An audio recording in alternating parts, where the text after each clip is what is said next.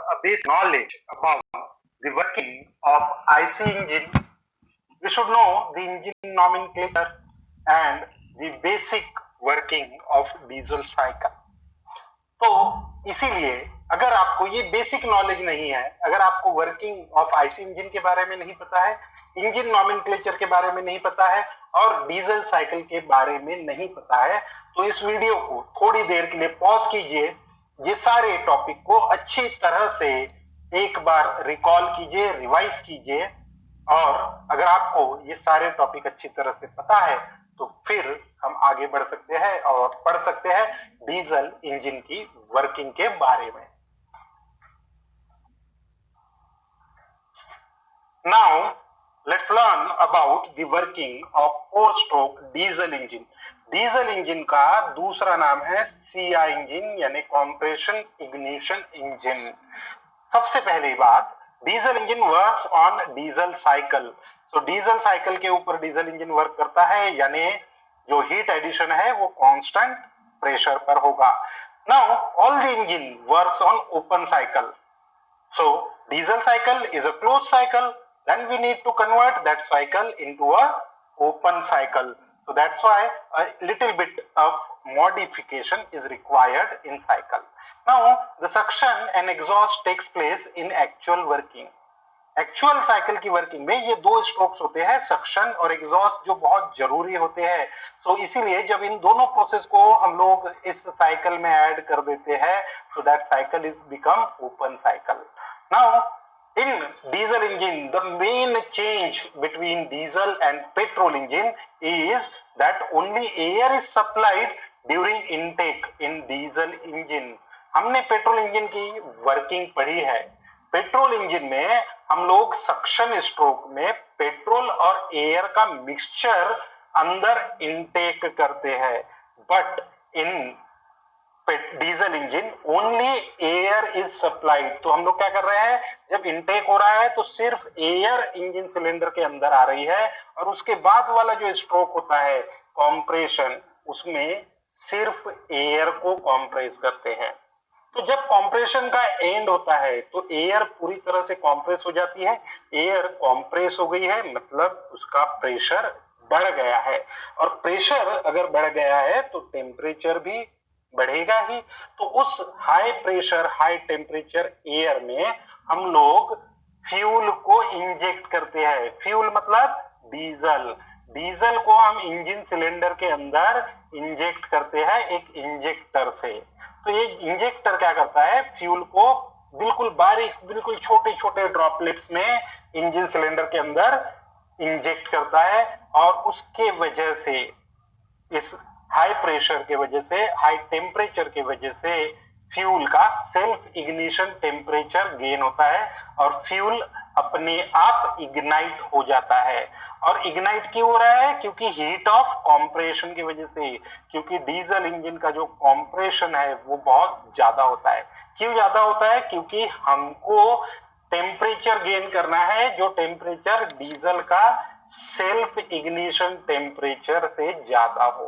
तो इसीलिए compression ratio diesel engine का 15:1 टू 20:1 की रेंज में होता है, यानी मिनिमम कितना होना चाहिए 15:1, मैक्सिमम ये जाता है 23:1। अगर आप इसे पेट्रोल इंजन से कंपेयर करें तो पेट्रोल इंजन का मिनिमम कॉम्प्रेशन होता है 8:1 and it maximum up to 8:1 to 12:1 के आसपास होता है। और क्योंकि हमने अभी पहले भी बोला है कि because a compression ignition it takes place of compression, that's why it is also known as CI engine. तो CI engine is the other name for diesel engine. Now let's learn about the working of 4-stroke diesel engine. Now the first thing is that the movement of piston from TDC to PDC or BDC to TDC is known as stroke. तो यहाँ देखिए ध्यान से, piston का movement हो रहा है TDC से BDC एक स्ट्रोक, BDC से TDC दूसरा स्ट्रोक।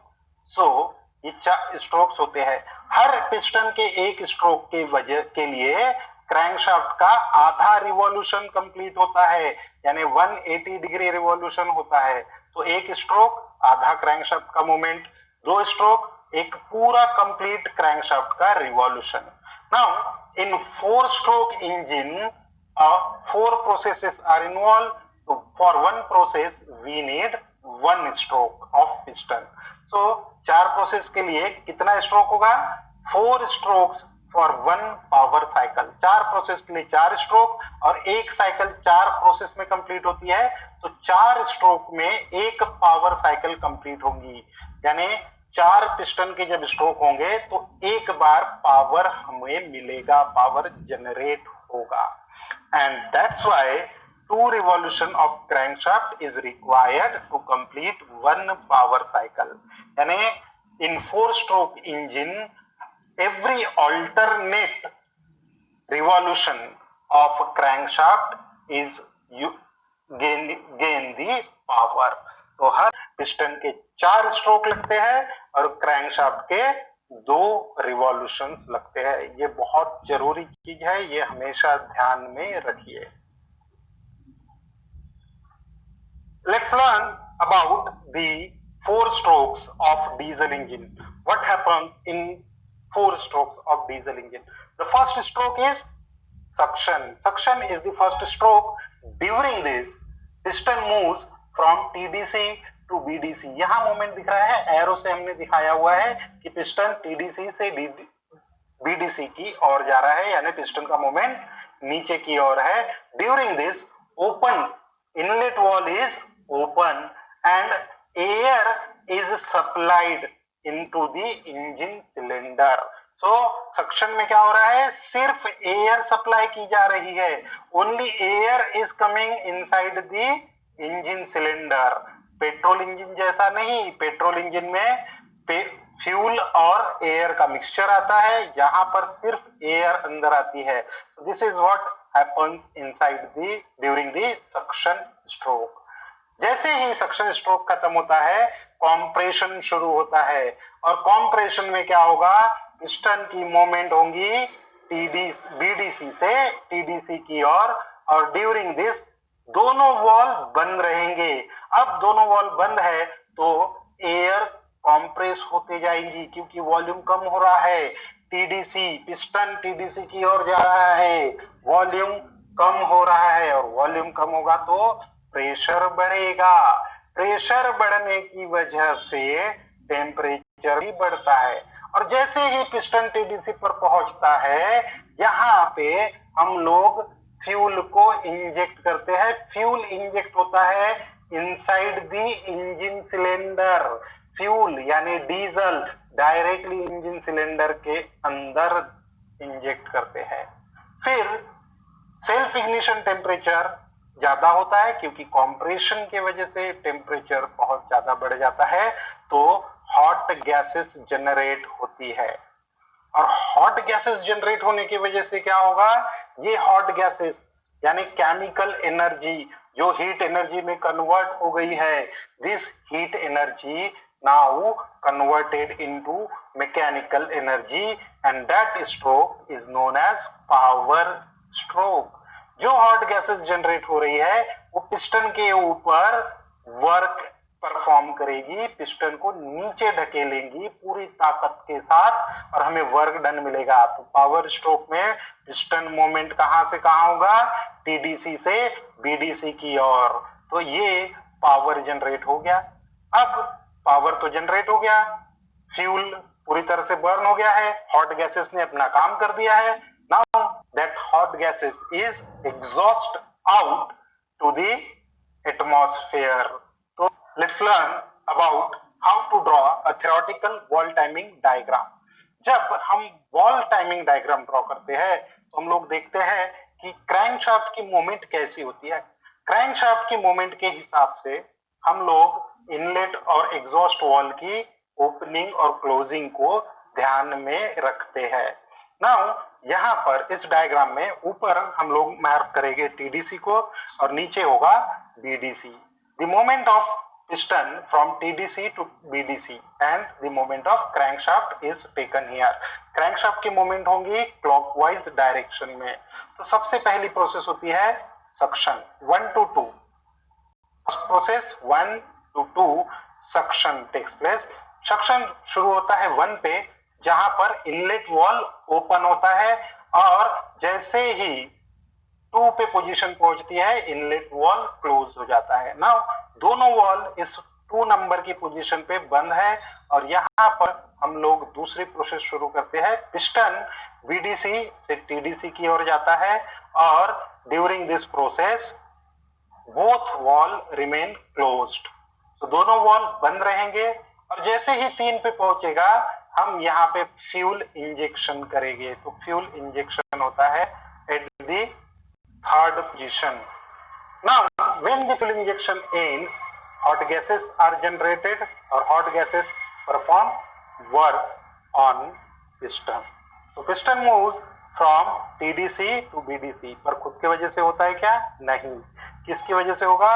एग्जॉस्ट गैस उसको मोमेंट देगी, और इसीलिए इसको बोलते हैं पावर स्ट्रोक, क्योंकि during this process we get power. जैसे ही पिस्टन बीडीसी पे पहुंचता है, यानी पावर स्ट्रोक कंप्लीट होता है, एग्जॉस्ट वॉल ओपन हो जाता है, फिर पिस्टन मूव करता है बीडीसी से टीडीसी की ओर, and during this exhaust gas is thrown away. जो एग्जॉस्ट गैस होती है वो इस सिलेंडर के बाहर फेंक दी जाती है एटमॉस्फेयर में, और इस स्ट्रोक को बोलते हैं एग्जॉस्ट स्ट्रोक। जैसे ही पिस्टन टीडीसी पे पहुंचता है एग्जॉस्ट वॉल बंद हो जाता है, and then again inlet valve get open, and the cycle get continuous again and again. This is the theoretical valve timing diagram, क्योंकि यहाँ पर जो इनलेट और एग्जॉस्ट गैस की ओपनिंग है वो कहां पर हो रही है? टीडीसी पे और बीडीसी पर एक्चुअल में ये अचीव करना पॉसिबल नहीं है, इसीलिए हम लोग actual valve timing diagram draw करते हैं।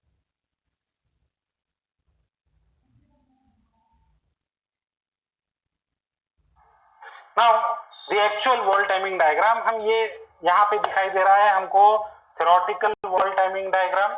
इसी के ऊपर हम लोग चेंज करेंगे कि एक्चुअल वॉल टाइमिंग डायग्राम कैसे ड्रॉ करते हैं। तो सबसे पहली प्रोसेस जो होती है वो होती है सक्शन। सक्शन थ्योरेटिकली चालू होता है टीडीसी पर और बंद होता है बीडीसी पर, यानी इनलेट वॉल टीडीसी पर ओपन होता है, बीडीसी पर बंद होता है। पर क्योंकि हमें ज्यादा टाइम होना चाहिए कि ज्यादा से ज्यादा एयर अंदर सक की जा सके, इसीलिए inlet valve 25 degree before TDC open होता है और 30 डिग्री आफ्टर बीडीसी बंद होता है। यानी देखिए यहाँ पे 25 प्लस 30 इतना ज्यादा। After that compression takes place, and compression के बाद में थ्योरेटिकल साइकिल में क्या हो रहा था? फ्यूल इंजेक्शन होता है, और फ्यूल इंजेक्शन कब होता था?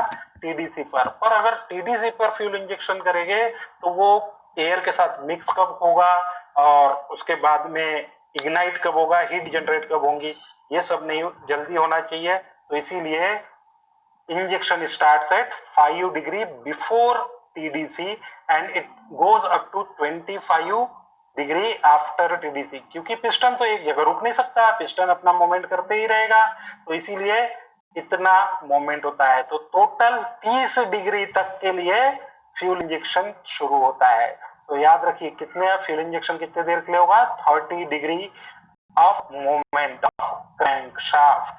After that, power strokes takes place, and in the last, when the piston at 45 degree before PDC, exhaust gas get open, exhaust valve will get open, और exhaust gas यहाँ से बाहर निकलना चालू होंगी, और ये कब तक चलेगा? 10 डिग्री आफ्टर TDC। तो इतने देर के लिए एग्जॉस्ट वाल्व ओपन होता है। यहाँ पर ध्यान देंगे कि एक टाइम ऐसा है जब इनलेट वॉल भी ओपन है, एग्जॉस्ट वॉल भी ओपन है, और इस मोमेंट को क्या कहते हैं? इस कंडीशन को हम लोग बोलते हैं wall overlap. So this is a wall overlap. It is the process at which both inlet and outlet wall is remain open. So this is all about actual wall timing diagram.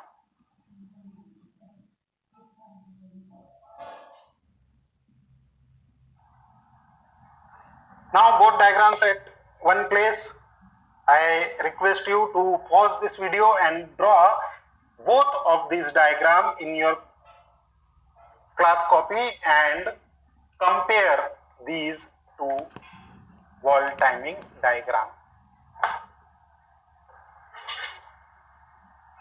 Now friends, we are going to draw the theoretical and actual indicator diagram of diesel cycle. Diesel cycle का actual indicator diagram यानी PV diagram हमने draw किया हुआ है, इसके पहले भी PV diagram. यहाँ देखिए पीवी डायग्राम में क्या होगा, एक नई प्रोसेस 0 से 1, सबसे पहले इनटेक स्ट्रोक होगा, उसके बाद होगा कॉम्प्रेशन, एडियाबेटिक कॉम्प्रेशन, और जब पिस्टन 2 पे पहुंचेगा तो यहाँ होगा fuel injection and combustion. Now this process 2 to 3, ये 2 से 3 की जो प्रोसेस है, एक horizontal line, this process is constant pressure process which is not possible to achieve practically. तो प्रैक्टिकली ये हो नहीं सकता। क्यों नहीं हो सकता? तो देखिए हमारी गाड़ी का इंजन अगर एक बार चालू हो गया तो कंटिन्यूअसली चलते रहता है, पिस्टन कंटिन्यूअसली मूवमेंट करते रहता है टीडीसी से बीडीसी की ओर, बीडीसी से टीडीसी की ओर, और इस प्रोसेस को क्या चाहिए, कांस्टेंट प्रेशर, यानी पिस्टन एक जगह जाके रुक जाए और जब तक ये प्रोसेस कंप्लीट ना हो पिस्टन वहीं पे रुका रहे। तो दोस्तों ये पॉसिबल है क्या? नहीं, क्योंकि पिस्टन एक जगह रुक ही नहीं सकता। So that's why this process practically not possible. Similarly यहाँ पे 4 to 1 जो हीट रिजेक्शन प्रोसेस है ये कांस्टेंट वॉल्यूम की है, यानी पिस्टन को एक जगह रुकना चाहिए जो पॉसिबल नहीं होता। So that's why this cycle is a theoretical one. This diagram is a theoretical indicator diagram. तो एक्चुअल में क्या होगा? तो एक्चुअल में जो प्रोसेस होती है वो इस तरह से होती है, प्रेशर और वॉल्यूम यहाँ पे इस तरह से दिखाई देता है। यहाँ देखिए जो प्रेशर है ये एक सीधी लाइन के नीचे, यहाँ जब इनटेक स्ट्रोक हो रहा है तो प्रेशर कैसा रहेगा, निगेटिव प्रेशर होगा। तो पिस्टन यहां से इस तरह जाएगा, निगेटिव प्रेशर रहेगा तभी तो एयर इनटेक होगा, और उसके बाद कॉम्प्रेशन होगा, और फिर बाकी सारी प्रोसेस होगी और बाद में एग्जॉस्ट। तो इस तरह से ये प्रोसेस काम करती है। तो यहाँ पे एक्चुअल इंडिकेटर डायग्राम जब आप लोग ड्रॉ करेंगे तो सारी प्रोसेस को कर्व में ड्रॉ कीजिए। यहाँ पर आपका फ्यूल इंजेक्शन, इनलेट वॉल की ओपनिंग, एग्जॉस्ट वॉल की ओपनिंग को दिखाइए। So this diagram is known as actual indicator diagram of diesel engine. So ये हमें ड्रॉ करना आना चाहिए। So this is all about the working of diesel engine. So in the end we have learn about the diesel cycle.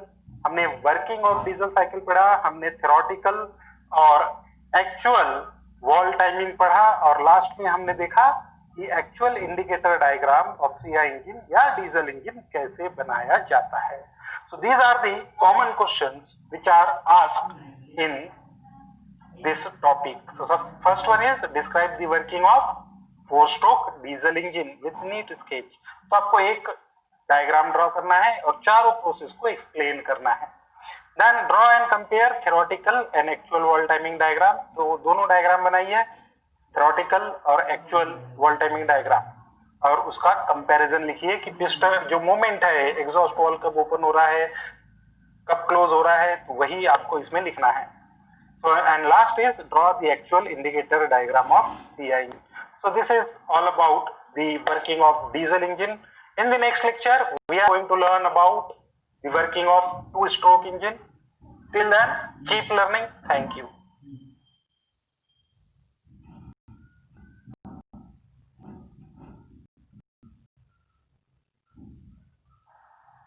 Hello friends, and welcome back to Power Engineering and Refrigeration.